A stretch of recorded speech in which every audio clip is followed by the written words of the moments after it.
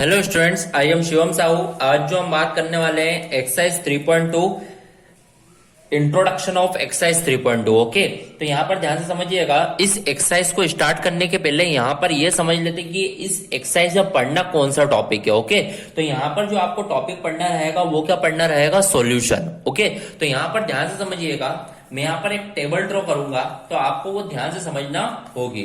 Okay, तो यहाँ पर आप समझिएगा किस तरीके से मैं इस टेबल को यहाँ पर ड्रॉ करता हूं और बिल्कुल समझाकर ड्रॉ करूंगा। आप मेरे साथ ध्यान से समझते जाइएगा। ओके, तो यहाँ पर सबसे पहले जो अपना टॉपिक है वो कौन सा है? सॉल्यूशन। तो यहाँ पर जो सॉल्यूशन जो होते हैं वो होते हैं 3 टाइप्स के। तो फर्स्ट जो सॉल्यूशन होता है वो आपका होता है, यहाँ पर मैं सॉल्यूशन के लिखूंगा तो सॉल्यूशन जो होते हैं वो कितने टाइप्स के होते हैं? 3 टाइप्स के। तो फर्स्ट जो सॉल्यूशन होता है वो होता है यूनिक सॉल्यूशन। कौन सा सॉल्यूशन होता है? Unique solution. ओके, सेकंड जो सॉल्यूशन होता है वो होता है no solution. Unique solution, second होता है no solution, and the third जो मैं बात करूंगा वो होता है आपका मेनी सॉल्यूशन। क्या होता है? Many solution. मेनी सॉल्यूशन को और बोल सकते हैं एक और नाम से, infinite many solution. Infinite many solution. Okay, तो इस तरीके से आपने देखा अपना जो एक्सरसाइज 3.2 का जो टॉपिक है वो क्या है? सॉल्यूशन। तो solution are 3 types, unique solution, no solution and many solution. Okay, समझ में आ गया? अब देखिए इन तीनों सॉल्यूशन की क्या होती है? कंडीशंस होती हैं। क्या होती हैं? कंडीशंस। तो क्या कंडीशन होती है यहां पर ध्यान से समझिएगा। देखिए जैसे मान लीजिए यदि a1/a2 नॉट इक्वल है b1/b2 के, तो उसको बोलते हैं क्या है? Unique solution. क्या बोलते हैं उसको? Unique solution. अब ये a1 a2 b1 b2 क्या होता है जब अपन क्वेश्चन करेंगे जब समझ में आ जाएगा। अभी आप ये समझिए कि a1/a2 नॉट इक्वल होता है b1/b2 के, तो उसको क्या बोलते हैं? Unique solution. ओके, जब a1/a2 इक्वल हो जाए b1/b2 के पर तीसरे वाले के नॉट इक्वल हो जाए c1/c2 के, तो उसको अपन क्या बोलेंगे यहां पर? No solution. ओके, फिर मेनी सॉल्यूशन की कंडीशन होती है a1/a2 इक्वल होता है b1/b2 के और इक्वल होता है c1/c2 के। देखिए जहां पर पहले ही a1/a2 नॉट इक्वल हो जाए b1/b2 के, उसको बोलते हैं यूनिक सॉल्यूशन। और जहां पर ये दोनों इक्वल हो जाए पर तीसरे के नॉट इक्वल हो, उसको क्या बोलते हैं? No solution. And many solution में तीनों क्या रहते हैं? यहां पर इक्वल रहते हैं। ओके, तो इस तरीके से ये तीनों सॉल्यूशन की क्या है? ये कंडीशंस हैं। देखिए अब इनके ग्राफ के बारे में पढ़ते हैं। तो ग्राफ के बारे में जरा ध्यान से समझिएगा। जैसे मैंने बोला यूनिक सॉल्यूशन। यूनिक का मतलब आप जानते हो, यूनिक मतलब क्या होता है? एक। तो यूनिक सॉल्यूशन मतलब उसका ग्राफ कैसा होगा? एक मतलब देखिए जैसे मान लीजिए आपकी एक लाइन है, ये लाइन है आपकी एक ए बी लाइन है, और एक लाइन मान लीजिए आपकी एक और लाइन है। ये कौन सी लाइन है आपकी? मान लीजिए CD लाइन है। तो मैंने देखा ये जो दोनों लाइन है वो कितने बार यहां पर इंटरसेक्ट हो रही है? एक बार। तो यहां पर ये जो ग्राफ होगा वो यूनिक सॉल्यूशन का ग्राफ होगा। ओके, यूनिक मतलब क्या होता है? एक। मतलब जो दो लाइंस रहेगी वो कितने बार टकराएंगी? एक बार। ओके, फिर बात करते हैं अपन नो सॉल्यूशन। नाम से ही समझ में आ रहा है नो सॉल्यूशन। नो मतलब क्या है? एक भी सॉल्यूशन नहीं। ओके, इसका मतलब लाइन टकराएगी नहीं यहाँ पे। ओके, तो मान लीजिए एक लाइन आपकी ये रही ए बी और दूसरी लाइन मान लीजिए उसके ही पैरेलल चले जाए, तो उसको अपन क्या बोलेंगे? नो सॉल्यूशन का ग्राफ है। Because 2 line does not intersect each other, it is called a no solution. Okay, no solution मतलब लाइन एक भी जगह नहीं टकराएगी। ओके, तो ये नो सॉल्यूशन का ग्राफ है। अब बात करते हैं मेनी सॉल्यूशन। अब नाम से समझ में आ रहा है मेनी सॉल्यूशन मतलब बहुत सारे सॉल्यूशन। तो बहुत सारे सॉल्यूशन कैसे आएंगे? मान लीजिए आपकी एक लाइन ये है आपकी ए बी और उसके ऊपर से ही आपकी CD लाइन चले जाए। क्या बोल रहा हूं?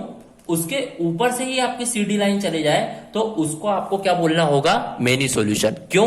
क्योंकि आपका यहां पर भी सॉल्यूशन आ सकता है, यहां पर भी आ सकता है, यहां पर भी सॉल्यूशन, यहां पर भी सॉल्यूशन, यहां पर भी सॉल्यूशन आ सकता है। बहुत सारे सॉल्यूशन आ सकते हैं, तो इसीलिए इसको क्या बोलेंगे आप? Many solution. ओके, देखिए मैंने 3 सॉल्यूशन बताए, unique solution, no solution, many solution. तीनों की कंडीशन बता दी है, तीनों का ग्राफ बता दिए। यूनिक मतलब एक ही बार लाइन टकराएगी।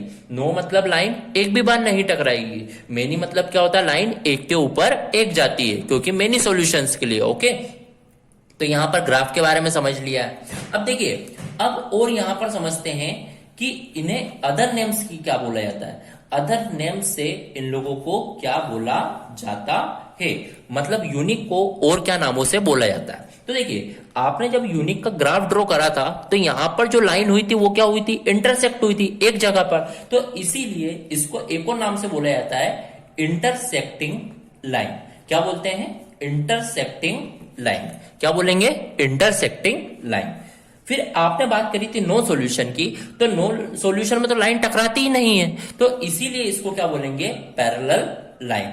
पैरेलल लाइन क्या बोलते हैं, पैरेलल लाइन। ओके, फिर बात करते हैं मेनी सॉल्यूशन। तो मेनी सॉल्यूशन में आपने देखा था लाइन जो गई थी एक के ऊपर एक चली गई थी, तो इसीलिए इसको क्या बोलते हैं, कोइंसिडेंट लाइन। ओके, तो इस तरीके से इन लोगों के अदर नेम्स हैं। यूनिक सॉल्यूशन को इंटरसेक्टिंग लाइंस बोलते हैं, नो सॉल्यूशन को पैरेलल लाइन बोलते हैं, मेनी सॉल्यूशन को कोइंसिडेंट लाइन भी बोलते हैं। ओके, तो इस तरीके से आपने अदर नेम्स भी इसके देख लिए हैं। ओके, अब और इनको क्या क्या नाम से बोला जाता है, और भी नाम से इनके। ओके, तो और अदर नेम्स क्या है, तो देखिए और अदर नेम्स यहाँ पे दो तरीकों से बोला जाता है, कंसिस्टेंट एंड इनकंसिस्टेंट। कंसिस्टेंट मतलब क्या होता है, जहां पर लाइन टकराती है उसको क्या बोलते हैं, कंसिस्टेंट। तो आप देखिएगा यूनिक सॉल्यूशन में लाइन टकरा रही है तो इसीलिए इसको क्या बोलेंगे, कंसिस्टेंट। क्या बोलेंगे, कंसिस्टेंट। फिर आपने देखा और लाइन कहां टकरा रही थी, मेनी सॉल्यूशन में भी लाइन टकरा रही है, तो इसीलिए इसको भी क्या बोलेंगे, कंसिस्टेंट। क्या बोलेंगे, कंसिस्टेंट। ओके, पर आपने देखा था नो सॉल्यूशन में लाइन नहीं टकरा रही थी, तो इसीलिए इसको क्या बोलेंगे, इनकंसिस्टेंट। इनकंसिस्टेंट। तो इस तरीके से आपकी ये टेबल कंप्लीट होगी। ओके, तो यहां पर आपने जो टॉपिक पढ़ा एक्सरसाइज 3.2 के लिए, वो टॉपिक क्या था आपका, सॉल्यूशन। तो सॉल्यूशन कितने टाइप्स के होते हैं, there are 3 types of solution, unique solution, no solution and many solution. फिर आपने इसके कंडीशंस देखी, यदि a1/a2 नॉट इक्वल होता है b1/b2 के, उसको यूनिक, इक्वल हो जाए पर तीसरे के नॉट इक्वल हो उसको नो, और तीनों इक्वल हो उसको मेनी। देन आप उसके ग्राफ देखे, देन अदर नेम से क्या बोला जाता है वो सब आपने इस तरीके से देखे। तो ये बहुत इंपॉर्टेंट टेबल है, इसे आप ध्यान से लिख लीजिए कॉपी में, जो कि आपको एक्सरसाइज 3.2 में पूरी काम में आएगी। ओके, तो here our table of our introduction part of exercise 3.2 is completed. Thank you.